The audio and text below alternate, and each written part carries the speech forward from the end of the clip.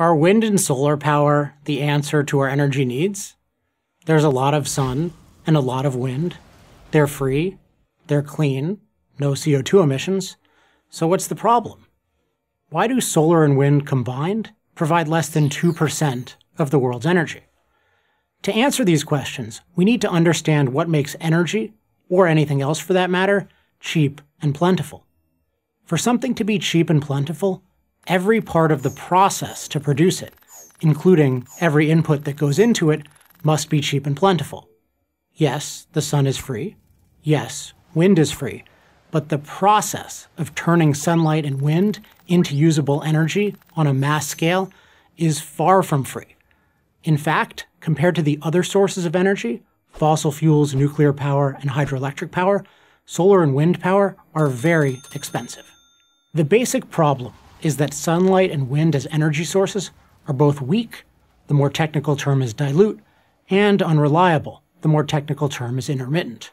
It takes a lot of resources to collect and concentrate them, and even more resources to make them available on demand. These are called the diluteness problem and the intermittency problem.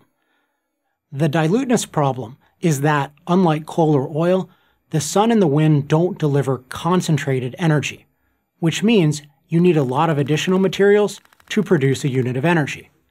For solar power, such materials can include highly purified silicon, phosphorus, boron, and a dozen other complex compounds like titanium dioxide. All these materials have to be mined, refined, and/or manufactured in order to make solar panels. Those industrial processes take a lot of energy.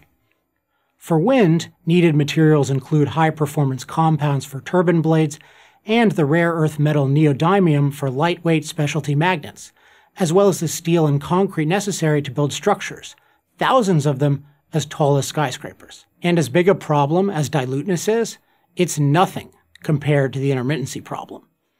This isn't exactly a newsflash, but the sun doesn't shine all the time, and the wind doesn't blow all the time.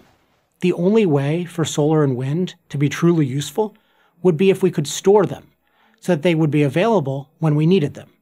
You can store oil in a tank. Where do you store solar or wind energy? No such mass storage system exists. Which is why, in the entire world, there is not one real or proposed independent, freestanding solar or wind power plant. All of them require backup. And guess what the go-to backup is? Fossil fuel. Here's what solar and wind electricity look like in Germany, which is the world's leader in renewables. The word erratic leaps to mind. Wind is constantly varying, sometimes disappearing completely. And solar produces little in the winter months when Germany most needs energy. Therefore, some reliable source of energy is needed to do the heavy lifting. In Germany's case, that energy is coal. So, while Germany has spent tens of billions of dollars to subsidize solar panels and windmills, fossil fuel use in that nation has not decreased, it's increased, and less than 10% of their total energy is generated by solar and wind.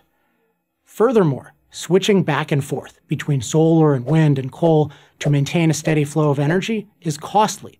Utility bills for the average German have gone up so dramatically that energy poverty has become a popular term to describe those who cannot pay, or who can barely pay, their electricity bills. If those bills one day go down, the reason will not be more solar and wind energy, but lower oil and coal prices. There's no free lunch, and there's no free energy, and that very much includes the highly expensive energy from the sun and the wind. I'm Alex Epstein of the Center for Industrial Progress for Prager University. To subscribe to our YouTube channel, click here. To help keep our videos free, donate here.